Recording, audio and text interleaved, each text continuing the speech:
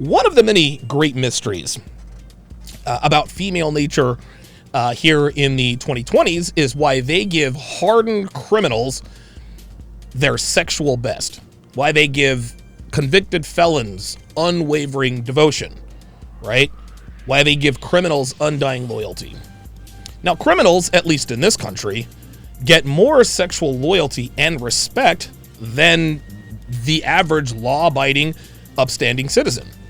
Now, this dichotomy speaks directly to the degeneracy of the female mind. Right now, I want you guys to keep in mind that women have always been sexually aroused by violent criminals, right? Their lust for men who have committed violent crimes is nothing new. I think of the movie 3:10 to Yuma, starring Christian Bale and Russell Crowe. Christian Bale had a beautiful family. He was sort of crippled for some reason. And Russell Crowe's character, I think his name was something Wade, he somehow ended up at their house. His wife, Christian Bale's wife, was clearly lusting after Russell Crowe's character, Mr. Wade. This was way back in, I don't know, probably the 1800s, the setting was, right? So that's nothing new. The difference is way back in the day, in the 3:10 to Yuma times, there were significant consequences for pursuing such a man. If people found out that a woman was being courted by a convicted felon, whether he was in prison or not, she was immediately ostracized from the community in terms of her marriageability, right? This means that none of the men in her immediate vicinity, whether it's her town, city, all of those men avoided her like the plague. This is what kept girls away from making these terrible decisions. Much the same way being sexually promiscuous, came with immediate severe consequences, right? We all know, most of us know that back in the day, if a girl got knocked up and was not married, more often than not, her parents would send her to another city or even another state to have the child, right? She'd have the child, she'd put it up for adoption, and when she came back to town, her parents would pray to every god imaginable that no one in town found out about it, because if they did, she would be just as radioactive, if not more radioactive, than the girl pursuing the criminal. These consequences were a very effective deterrent to keep women away from making these life-changing decisions. Imagine this, guys. Imagine being afraid of literally eliminating all viable options for a marriage and a family because of one bad decision you make, right? Like I said, women have always been sexually aroused by men with violent proclivities, but the community made it very clear with their words and actions that any female who engaged in such activities with such men effectively eliminated themselves from the pool of eligible women to be wifed up and start a family. That's how that goes. This doesn't mean that if you, now, keep in mind, guys, this doesn't mean that a few didn't slip through the cracks, right? Not all girls stayed away from the bad boys. This is how we know what the consequences were. There were a few girls here and there who got knocked up and sent away. It wasn't enough for that. All that stuff was not enough deterrent for them to refrain from becoming sexually active with a man who is not her husband. Same with girls who pursued violent criminals. Sometimes the potential fallout is no match for female nature. That comes with making bad decisions. But by and large, most girls stayed away from these men because even though they wanted to engage in this behavior, as it's in their nature, they thought about the big picture and decided it was not worth the risk to take a risk with a man who presents many risks. Well, fast forward 100 years from that time, and women regularly pursue the kinds of men who clearly present far more risks than the good guys in the dating pool. Violent criminals in this day and age get far more opportunities with attractive women than most men who are free, as in not in prison. Think about that for a second. Today's females fall all over themselves, either trying to pursue or making themselves available to be pursued by convicted felons. Now, I know a lot of you are thinking, Donovan, you are a multiple-time convicted felon. Don't you fall into this category? And the answer to that question is an emphatic yes. When women find out about my criminal record, gentlemen, it never, ever works against me. Most women who find out that I've been arrested, damn near 30 times and convicted of 4 violent felonies, they find me more arousing. The funny thing is, believe it or not, I actually used to hide this from the women I was either dating or pursuing, right? I thought that having a criminal record would be a red flag. Well, I was right. My criminal record is a red flag. But since discovering La Pastilla Roja, you guys like that? La Pastilla Roja, and you can Google the translation. My Spanish-speaking listeners know exactly what that is. If you would be so inclined to fill them in, I'd greatly appreciate that. I'm just trying to steer clear of the YouTube bots. But since discovering this community, I've learned very quickly that a red flag in a woman's mind is actually a green flag below the belt, as in it works in your favor. Oh, he's got tattoos? That's a red flag. His tattoos make me horny. He's got 3 kids by 3 different women? Not for me. I wonder if he wants another baby mama. I heard he's a player. No way I'd get with him. Players are hot. If he can't respond to my texts, he can't be my boyfriend. Actually, that's a turn on, because I know he's busy doing other shit. If he thinks he can tell me what to do, fuck him. Okay, it makes me mad, but it's kinda hot, because I know he's not afraid of me. An ironclad rule of today's dating market is that a woman's red flags are a man's green flags. In other words, if something disqualifies her for a long-term relationship with him, that same thing qualifies him for every kind of relationship with her. Short-term, long-term, and everything in between. A woman with tattoos, multiple kids by multiple men, a drinking problem, does drugs, has daddy issues, sleeps around, is a liar, who smokes, doesn't respond to texts, and is a bossy bitch is automatically disqualified for anything outside of a one-night stand or casual fuck buddy arrangement. Never allow a woman to convince you that your red flags make you unattractive. It is quite literally the opposite. This is probably the best example of the asymmetry between men and women as far as sexual attraction goes. A woman with a criminal record that includes violent crimes and has tattoos are radioactive to men of value. Even men of low value. Even men with low value, they proceed with caution. And they never take these women seriously for anything outside of a one-night stand or a friends with benefits arrangement. High value men, we smash these women once and then we ghost them. We are not interested in a commitment of any sort, even casual sex on the regular with such women. But the man with the criminal record that includes violent crimes and tattoos, we have women throwing themselves at us from every direction. And as all of you all know, I speak from personal experience. But the question is why? Why are women more aroused and attracted to men who routinely break the law? Why do men in prison get letters, nudes, and conjugal visits and coming in and put money on their books from women who could easily be in a relationship with a free man? Well, this brings me to an article. Let me go ahead and pull this up. This leads me to an article that was submitted to me on Instagram from Bless1. That's Bless1. So shout out to Bless1 for sending this over. Make sure you guys follow this guy on Instagram. His handle is _Bless1_. That is _Bless1_. And by the way, if you guys have an article, a blog post, social media post, video, or anything else you think could add value to the show and help men, shoot those to me on IG at DonovanSharpe1, or you can send me an email, tsr@donovansharpe.com, or devin@donovansharpe.com. So the article that Bless1 submitted was published, originally was published, I think in, he sent it to me from the New York Post, but it was originally published by The Sun on December 13th. So just a couple days ago.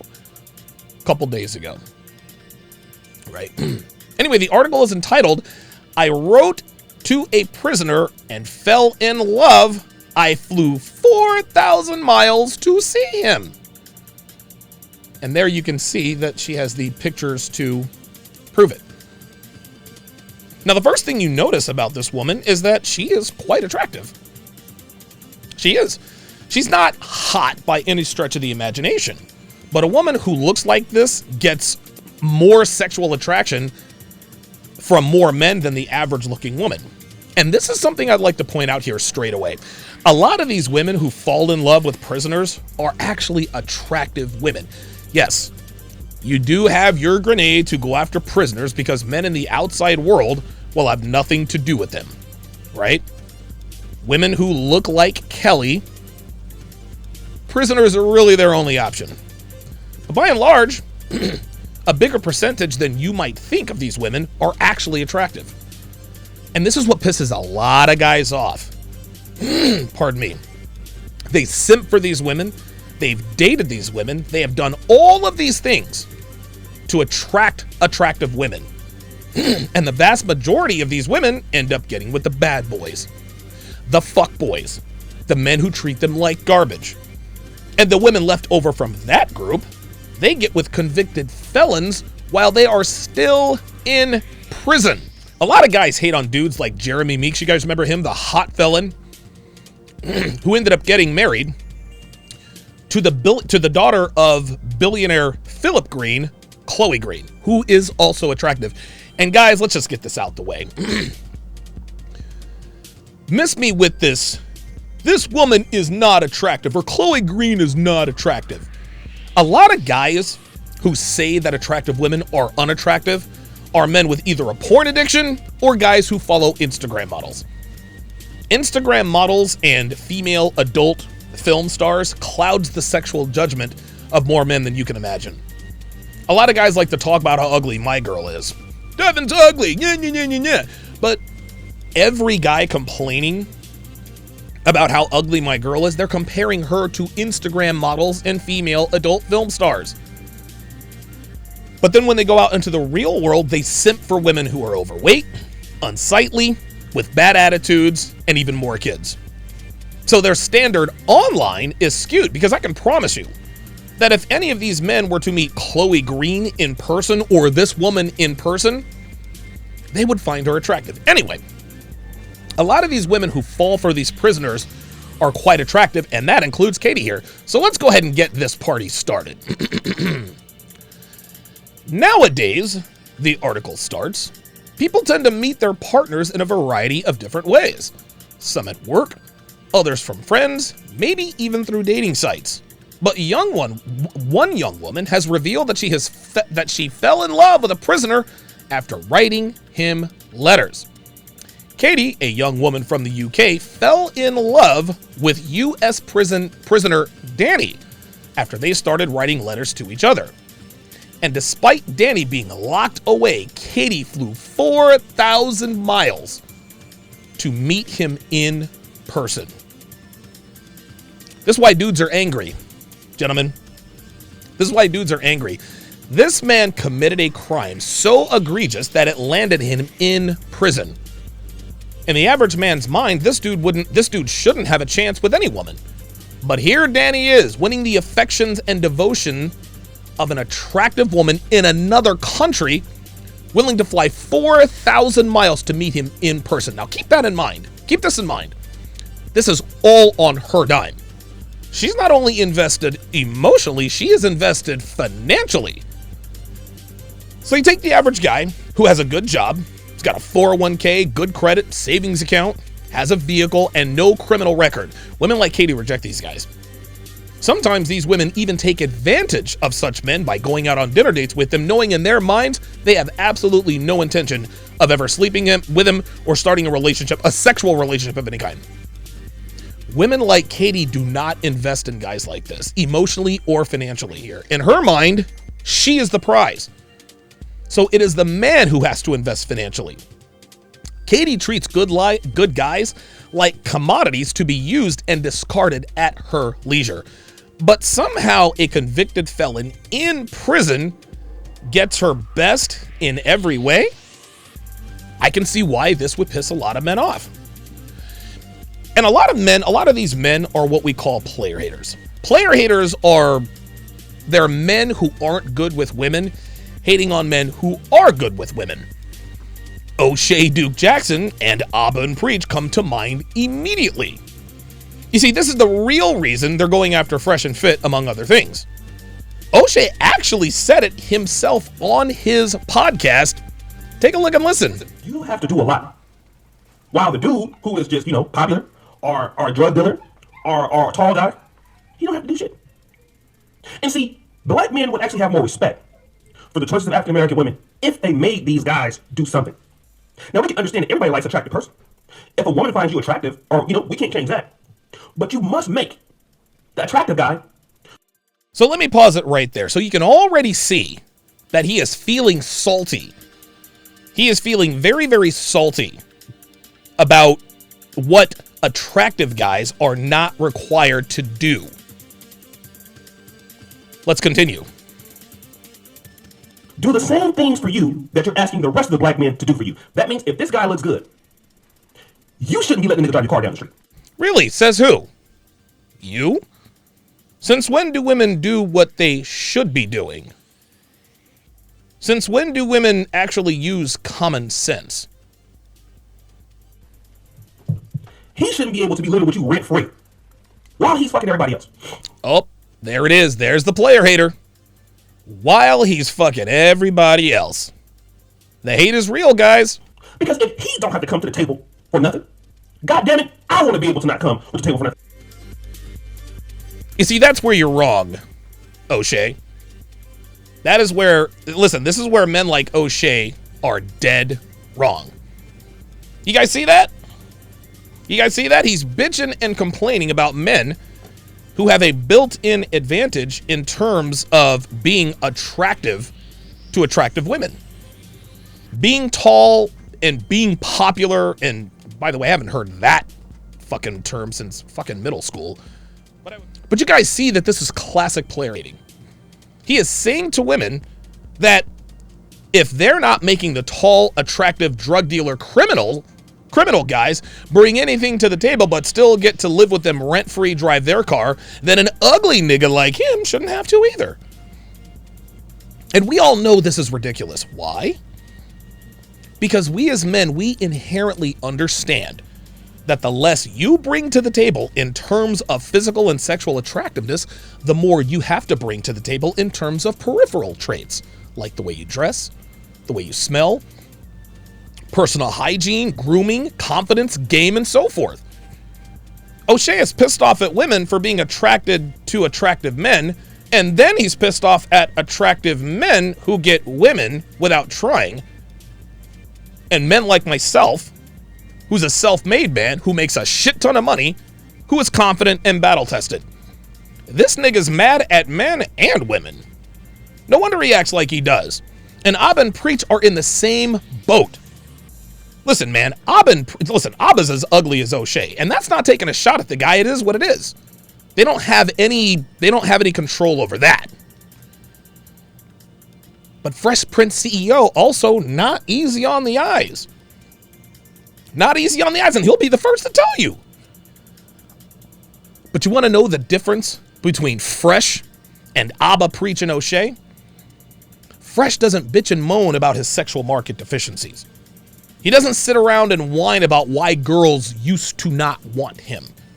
He came to America, got his shit together, networked with the right people, and bam.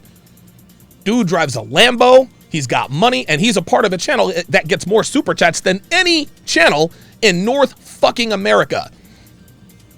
Fresh Prince CEO is not a good-looking guy by any measure. He's not easy on the eyes, he has an accent, and he stutters. An ugly dude who stutters should not be where Fresh is right now. But he is. And that's what burns these haters the fuck up. O'Shea, Abba, and Preach, they have to pay for box. They have to pay attractive women to pretend to be sexually interested in them for 7.5 minutes. Fresh does not. Okay, all right. So he thought a sugar baby liked him for him. Guess what? I've made worse missteps than him, and I was older than he is. The kid made a mistake with a woman. He's young. It happens. And it's going to happen again because he is young. But haters like O'Shea and Abba and Preach want to make fun of a guy for getting fooled by a sugar baby when all three of those dudes are straight up paying for pussy. Fuck out of here with that nonsense. All three of those knuckleheads would trade places with Fresh tomorrow if they could. They're not going to admit that. And you want to know what the sad thing is? Here's the sad thing. All three of these dudes could increase their sexual market value by simply getting into shape. Listen, man, there are plenty of ugly dudes who are in phenomenal shape who are smashing hot bitches day in and day out. Let's take a look at Abba. Let's take a look at Abba. You see that? Abba is a fat fuck. He's a fat fuck. He hasn't seen the inside of a gym for at least a decade. Look at him. He's a fucking C-cup. He doesn't want to watch what he eats. He doesn't want to work out. He wants to play video games all day. Then he gets online and then he pretends he's the bastion of morality and principle. I'll tell you what. If Abba worked out as much as he virtue signals, he'd be straight up ripped. Real talk. Real talk. Dude would be jacked. O'Shea, same thing. A fat fuck just like Abba. O'Shea is ugly and so is Abba. But again, that's not under their control, so I'm not mad at them for that. But both of these guys could do things to increase their sexual market value so they don't have to pay for box, like O'Shea clearly did here next to a working girl in Uganda. But instead, these dudes would rather virtue signal. They'd rather virtue signal while simultaneously trying to take down men who have actual experience with attractive women without having to pay. Trying to teach men how to be better women without having to pay. By the way, shout out to the Easy Bands channel for providing me with that footage, as well as those stills. Easy Bands channel. You guys definitely need to follow that channel. The sexual marketplace, O'Shea, Abba, and Preach, doesn't give a fuck about what you think is unfair and what's not. The sexual marketplace is what it is, and you can either accept the absolutes of the sexual marketplace and adjust your strategy, or you can either check out and hate on men who do better with women than you do. Well, it appears that all three have chosen the latter. Katie decided, it continues, to write a letter to Danny on writeaprisoner.com and quickly fell in love with him. Katie has created a dedicated TikTok account to share her relationship with Danny at KatieDanny12. Her account has 21.6 thousand followers and 277,000 likes. According to Katie, Danny has already served 5 years for the offenses that allegedly include armed robbery, possession of a firearm, and possession of controlled substances. She explained that Danny still has 3 years inside and that she plans on waiting for him to come out. Katie documented her journey to meet her long-distance lover behind bars and explained, "I wrote to a prisoner and accidentally fell in love." In one of Katie's videos, the article continues, we see the couple's letters and the couple on a video call together. Katie said, quote, "He got my birthday tattooed on his ring finger." How sweet. How sweet. He got a prison tattoo for her. How sweet. In another one of Katie's videos, we see her getting ready for her first in-person visit with Danny, which she described as the best day ever. After getting glammed up, Katie made her way to the prison where Danny is serving his 8-year sentence. Katie looked overjoyed as she finally met her boyfriend. In a series of pictures, Katie and Danny hug each other for the first time. Katie opened up about her prison visit, pardon me, and said, "I was very, very, very nervous and anxious the whole drive there. I couldn't breathe. I felt a bit sick. I didn't know what to fully expect when I got there. I had to go through a metal detector. I had to change my top, but I expected that anyway. Had to make sure the girls were still nice and perky for your boy. This person came up behind me and it was Danny. It scared the life out of me. Obviously," she says, we were hugged for ages." There you see Katie, very excited, clearly driving to go see her felonious beloved. I thought I would cry, but to be honest with you, I was so happy. I was just so excited. We had 4.5 hours for our visits. Uh-oh. We had loads of snacks out of the vending machines, which was really nice. We got our photos. They were quite relaxed on the hand-holding stuff. And at the end, I got a kiss. You're not technically allowed, but we did it anyway. Best day ever. This is incredible. This is incredible. This woman was genuinely overjoyed to meet her boyfriend, a convicted felon in prison for the very first time. She was so excited. She couldn't breathe, and she made herself sick. Think about this for a second, guys. Just think about this for a second. Her first date with the man I assume is going to marry. What restaurant did they go to? The prison vending machine. What restaurant did they go to? The prison. Did he get the draws? Nah, but they got a kiss. Right? If the average man took her to, I don't know, Chili's or an Applebee's or or some sort of extravagant restaurant, she'd have been like, meh. But she described this date that occurred in a prison that involved prison vending machine food. The best day ever. What most men wouldn't give for that kind of excitement from a woman. And I have to tell you guys, I gotta tell you, I'm gonna keep it real. It is intoxicating when a woman genuinely likes you and goes out of her way to show you. I'll tell you a quick story. I was in an up and down relationship with a girl named Jennifer. I love this girl with every fiber of my being. We had a wonderful time together. But what really won me over about her was how excited she was to come and see me. She used to text me from work all day long. She would text me, I can't get anything done because I'm thinking about you. Or 2.5 more hours before I clock out and come to see you. Like, this girl was so into me, it was stupefying. Every time my phone would buzz, I was never disappointed. She consistently let me know how much she loved me. And when we were physically together, she would always make sure that she was physically in contact with me at all times, even when we were asleep. She always made sure some part of her body was touching me. You know, sometimes when you're asleep, you wake up to roll over or to turn over the pillow, right? Every single time Jennifer did this, she would kiss me on the chest. She'd be half asleep and she would kiss me on the chest every time she moved, without fail.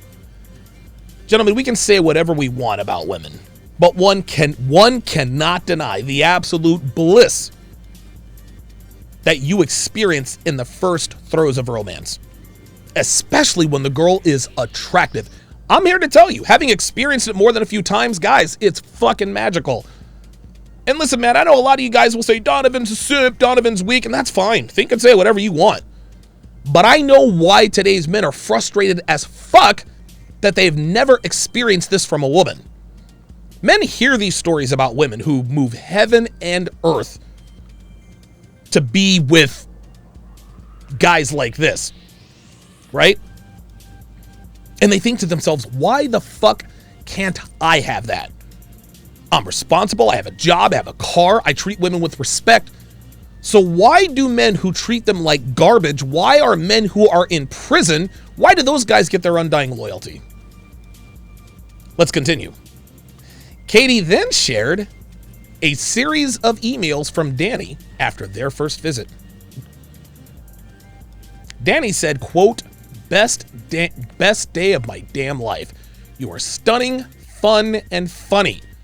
Beautiful. And best of all, you're mine, considering if you still have me. I love you more after today. I wish I could have held you forever. You're just everything I need in a wife, and I promise to cherish you forever. In another of Katie's videos, she revealed that Danny sent her one of his t-shirts in the post.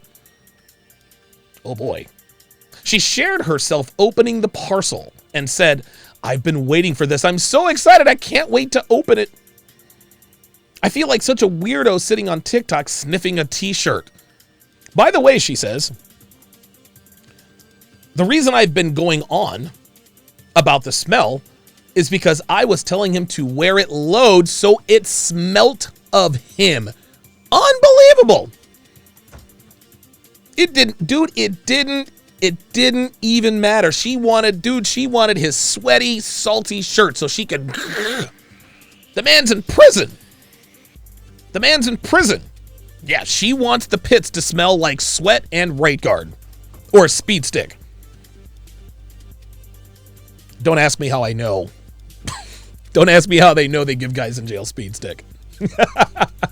Many TikTok users, it continues, were thrilled for Katie that she had finally met Danny. One person said, so pleased for you. What a beautiful couple you both make.